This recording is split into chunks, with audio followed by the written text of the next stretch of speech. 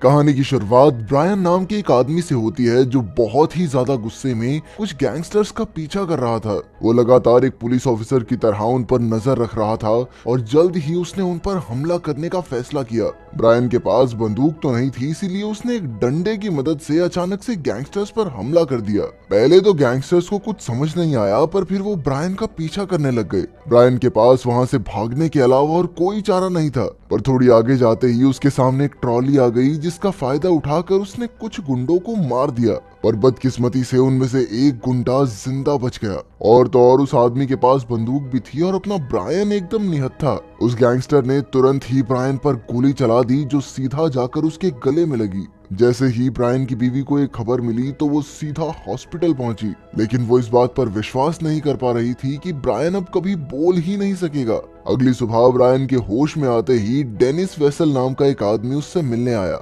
असल में डेनिस एक ऐसे संगठन के लिए काम करता था जो गैंगस्टर्स को खत्म करती थी। डेनिस का मानना था कि ब्रायन उसके काम आ सकता है, इसीलिए वो ब्रायन को अपना कार्ड भी देकर गया। अगले ही दिन से ब्रायन की तबीयत में तेजी से सुधार आने लगा और उसकी ठीक होने की रफ्तार देखकर सभी लोग काफी हैरान थे। लेकिन अंदर ही अंदर ब्रायन अपने अंदर हिम्मत इकट्ठी कर रहा था, क्योंकि उसके लिए ये सब बहुत ही ज्यादा मुश्किल था। और तो और वो पहले की तरह अपनी पत्नी से अपनी बातें भी शेयर नहीं कर सकता। उसकी हालत इतनी खराब थी कि फिलहाल अगर वो चल पाया तो भी बहुत बड़ी बात होगी। ब्रायन को नकली वोकल कोर्ड्स लगवाने में कोई दिलचस्पी नहीं थी और इसीलिए कुछ ही दिन बाद डॉक्टर्स ने उसे वापस अपने घर जाने की इजाजत भी दे दी। ब्रायन भी अपने घर पर ही आराम करना चाहता था, पर वो ये भी जानता था कि उसकी जिंदगी अब पहले जैसी नहीं रहेगी। घर पहुंचकर ब्रायन की नजर उस क्रिसमस ट्री पर पड़ी जो उसने अपने बेटे के लिए सजाया था, और उसे देखते ही ब्रायन को एक बार फिर से अपने बेटे की याद आने लग गई। ब्रायन को हर जगह अपने बेटे की शक्ल दिखाई दे रही थी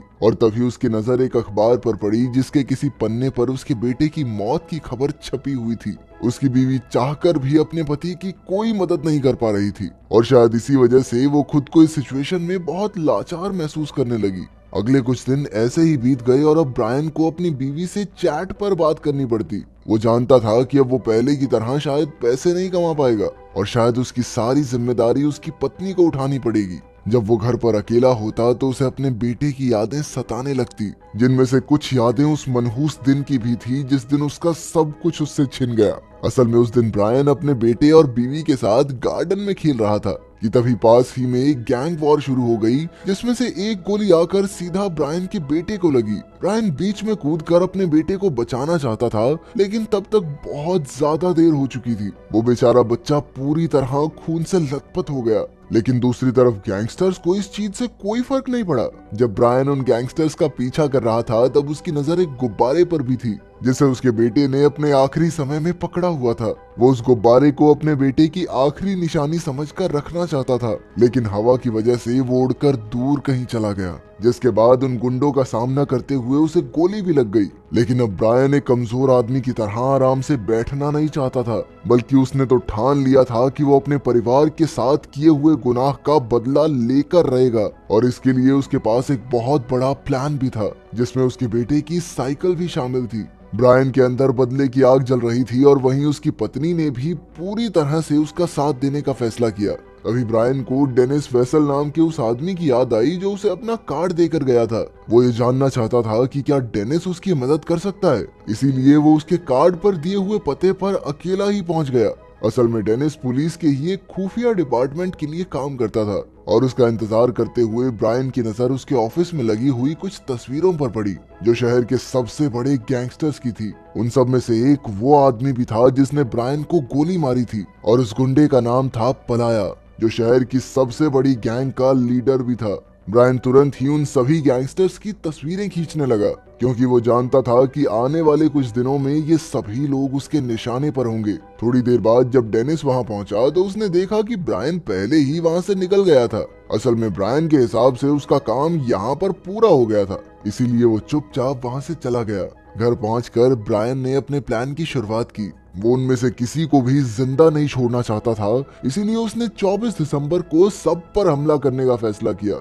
और अभी महीना चल रहा था मई का, जिसका मतलब ये था कि उसके पास अपनी तैयारी के लिए 7 महीने का समय था। इसके बाद ब्रायन ने अपने बेटे की साइकिल के हैंडल से एक पुल अप बार बनाई, जो उसे ताकतवर बनने में मदद करने वाली थी। साथ ही उसने बाकी की एक्सरसाइज करने के लिए भी बहुत सारी चीजें खरीदी। उसकी पत्नी दूर रहकर भी लगातार उसका साथ दे रही थी। वो अपने पैसों से ब्रायन की सभी जरूरतों का सामान लाती। अब ब्रायन की जिंदगी का इकलौता मकसद सिर्फ अपने बेटे की मौत का बदला लेना था और वो इसे पूरा करने के लिए किसी भी हद तक जाने को तैयार था। शुरुआत में उसके लिए एक्सरसाइज करना काफी मुश्किल था, पर धीरे धीरे वो मेहनत से खुद को ताकतवर बनाता गया।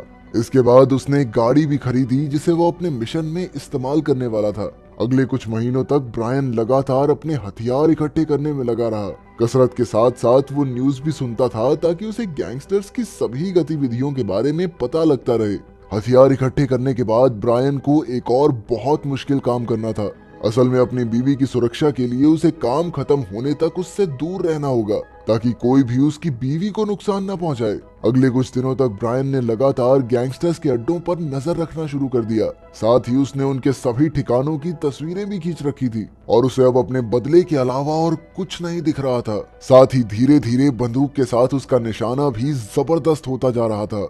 एक दिन जब ब्रायन कुछ सामान खरीद कर दुकान से बाहर आया तो उसकी नजर पलाया पर पड़ी। ब्रायन तो उसी वक्त उसे खत्म करना चाहता था, पर तभी उसने देखा कि पलाया बच्चों के साथ बहुत अच्छा बर्ताव कर रहा था। 2 मिनट के लिए तो ब्रायन ने अपना मन ही बदल लिया था, पर थोड़ी ही देर में पलाया के आदमियों ने ब्रायन को पीटना शुरू कर दिया और अंत में पलाया की गर्लफ्रेंड ने ब्रायन के ऊपर पिघली हुई आइसक्रीम भी गिरा दी। उस दिन ब्रायन ने एक बहुत ही जरूरी सबक सीखा कि लड़ाई के वक्त वो कभी भी अपनी भावनाओं को खुद पर हावी नहीं होने दे सकता। इसके बाद उसने अपना पहला शिकार करने का फैसला किया।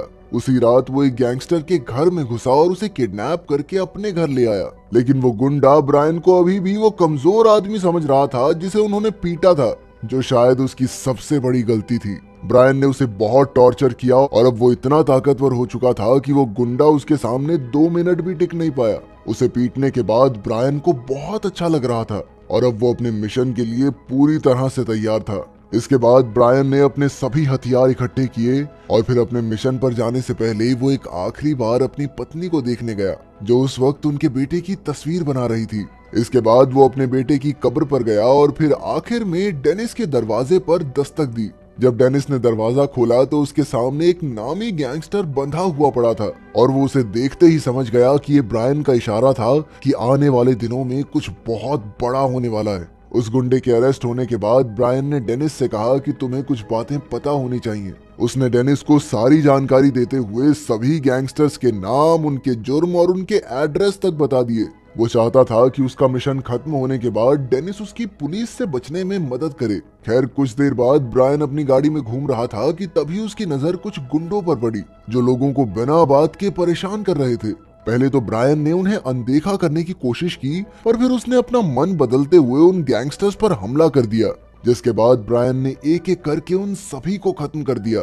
इसके बाद उसने अपने प्लान की शुरुआत करते हुए सबसे पहले पलाया गैंग के अड्डे पर 2 उंगलियां फेंकी, जो उसने उन्हीं के साथियों को मारकर काटी थी।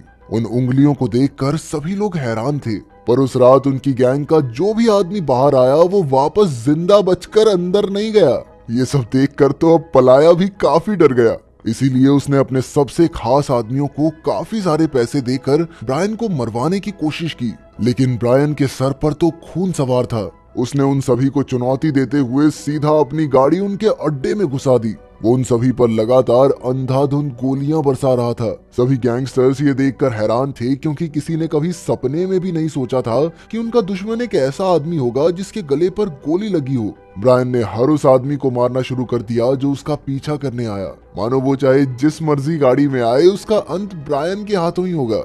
आखिर में उसके पीछे सिर्फ एक बाइक ही रह गई थी, तो ब्रायन ने उसे भी उसके साथियों के पास ऊपर भेज दिया।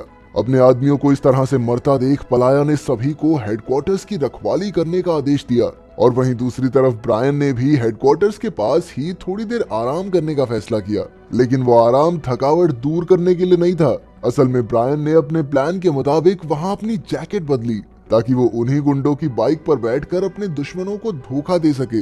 हेडक्वार्टर्स पहुंचते ही ब्रायन ने जबरदस्त स्टाइल में 2 आदमियों को मारकर उस बाइक में आग लगा दी। इसके बाद तो वो अपने रास्ते में आने वाले हर एक आदमी को मारता हुआ आगे बढ़ता रहा और ये सब इतनी तेज हुआ कि किसी को संभलने तक का मौका नहीं मिला। सिर्फ 7 महीने की तैयारी के साथ ब्रायन ऐसे लड़ रहा था मानो वो बचपन से ही लोगों को काटता हुआ आया हो। वहीं दूसरी ओर डेनिस भी ब्रायन की मदद करने चुपचाप वहां पहुंच गया था। वो ब्रायन के साथ मिलकर दुश्मनों को खत्म करने लगा। कुछ देर बाद पलाया की गर्लफ्रेंड ने ब्रायन के ऊपर हमला कर दिया।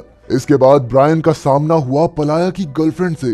वैसे तो एक औरत पर हाथ उठाना उसके उसूलों के खिलाफ था, लेकिन जब ब्रायन के पास कोई चारा नहीं बचा तो उसने पलाया की गर्लफ्रेंड का भी वही हाल किया जो उसने बाकी गैंगस्टर्स का किया था। इसके बाद वो आखिरकार पलाया के सामने पहुंच ही गया। उन दोनों के बीच जबरदस्त लड़ाई शुरू हो गई। ये समझ पाना बहुत मुश्किल था कि आखिर इनमें से कौन जीतेगा, लेकिन आखिर में ब्रायन ने पलाया को खत्म कर ही दिया। उसकी 7 महीने की मेहनत आखिरकार सफल हुई। पलाया को मारने के बाद ब्रायन को आसपास अपने बेटे की शक्ल दिखाई देने लगी और अब उसके चेहरे पर एक प्यारी सी मुस्कान थी। वहीं दूसरी ओर डेनिस भी ब्रायन के लिए बहुत खुश था और उसने ब्रायन से वादा किया कि उसके खिलाफ कोई मुकदमा नहीं चलाया जाएगा।